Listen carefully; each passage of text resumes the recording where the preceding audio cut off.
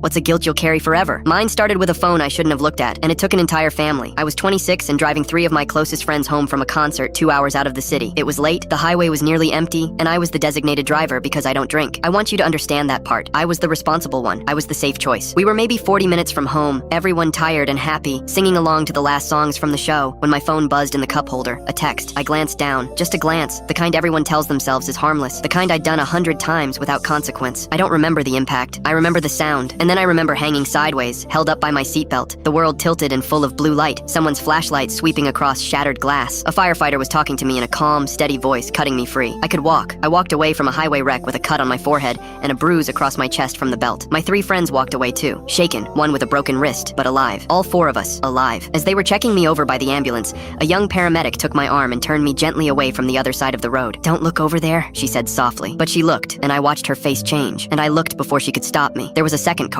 At the hospital, once they'd cleaned me up, a doctor came in with the particular careful walk that means bad news is coming. She sat down. She told me my friends were fine. Then she told me about the other vehicle. I had drifted across the line for the length of one text. The car coming the other way had swerved to avoid me and lost control. Inside were a husband and wife and their teenage son. They were driving home from the hospital, where the wife's mother had just come through surgery. They'd stayed late so she wouldn't wake up alone. None of the 3 survived. The father was pronounced at the scene. The mother and the boy didn't make it through the night. 3 people, a whole family. Because my phone buzzed and I looked down. I have spent 11 years trying to make peace with the arithmetic of it. 4 of us in my car, drunk on a good night, singing. All of us breathing today. 3 of them doing everything right, driving home from an act of love. Gone. There is no version of the math that balances. I've stopped trying to make it balance. The part that nearly ended me came at the sentencing. I pleaded guilty to everything. I wanted every consequence they'd give me. The grandmother, the woman whose surgery had kept that family at the hospital late, was there in a wheelchair. She'd lost her daughter, her son-in-law, and her grandson in a single night, and part of her surely knew it happened because they'd stayed for her. I couldn't look at her. I was sure she'd want me to suffer, and I wanted to give her that, at least. After the hearing, she asked to speak with me. I braced for the worst thing a human being could say to me, and I would have accepted every word. Instead, she took my hand in both of hers and said, "I've buried my whole family. I will not bury you too, in that chair you've built for yourself. They would not want 2 families destroyed. They would want you to live like someone who knows what a life is worth." I didn't deserve that. I still don't think I do, but she wrote it on me like a sentence heavier than any the judge gave,